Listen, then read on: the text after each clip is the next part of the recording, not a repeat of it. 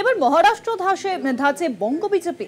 কলকাতা এবং রাজ্যে আলাদা কমিটি গঠন হতে চলেছে। দলের কেন্দ্রীয় নেতৃত্বের অনুমোদন এসেছে। আজ এই নিয়ে প্রস্তুতি বৈঠক চলছে। সব ঠিক থাকলে বিজেপির রাজ্য কমিটি থাকবে, কলকাতা বিজেপি কমিটি তৈরি হবে। মহারাষ্ট্রেও আছে কিন্তু মহারাষ্ট্র বিজেপি কমিটি, এবং সেরকমই এবার কলকাতা বিজেপি কমিটি তৈরি হওয়ার কথা।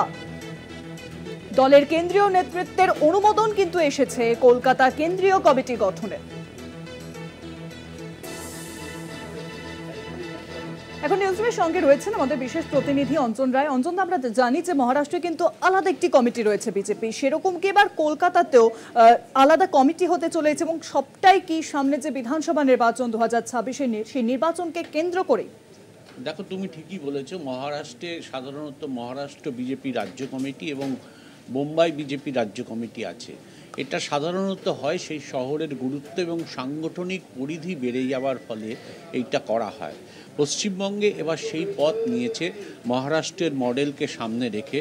এটা সুকান্ত মজুমদার যখন সভাপতি ছিলেন তখন এই চেষ্টা শুরু হয়, এবং বর্তমানে সেই জিনিসটা কার্যকর হচ্ছে। আমরা জানতে পেরেছি যে দলের কেন্দ্রীয় অনুমোদন এসে গেছে। আজ কলকাতার পুরনো রাজ্য অফিসে তাই নিয়ে বৈঠকও হয়।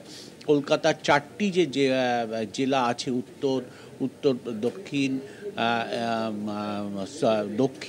এবং যাদবপুরে, এই অঞ্চলটাকে ঘিরে এই কলকাতার এই কমিটিটা তৈরি হবে। রাজ্যে যেমনি রাজ্য সভাপতি আছে, কলকাতা কমিটিতেও তেমনি একজন সভাপতি থাকবেন, এবং রাজ্যের যে ফরমেশন আছে, জেনারেল সেক্রেটারি, রাজ্য কমিটি, ঠিক সেম ফরমেশন কলকাতার ক্ষেত্রে হবে। এটার মূল উদ্দেশ্য হচ্ছে যে অবশ্যই একটা কলকাতার ওপর একটা চাপ সৃষ্টি করা, সাংগঠনিকভাবে একটা পরিস্থিতি তৈরি করা। আর দ্বিতীয় হচ্ছে যে বিজেপি মনে করছে যে এই মুহূর্তে দাঁড়িয়ে কলকাতায় তাদের সংগঠন ভালো বিস্তার করেছে, ফলে তারা মনে করছে যে বিধানসভা পিছু তারা এই প্রত্যেকটা কলকাতার বিধানসভা পিছু একটা করে মণ্ডল কমিটি তারা করবেন, এবং তাদের মাথার ওপর থাকবে এই কলকাতা কমিটি। আপাতত এটাকে চাইছে তারা কেন্দ্রীয় নেতৃত্ব যে 26-এর ইলেকশনের আগে তৈরি করে ফেলতে, কিন্তু রাজ্য নেতৃত্বের মত ভিন্ন।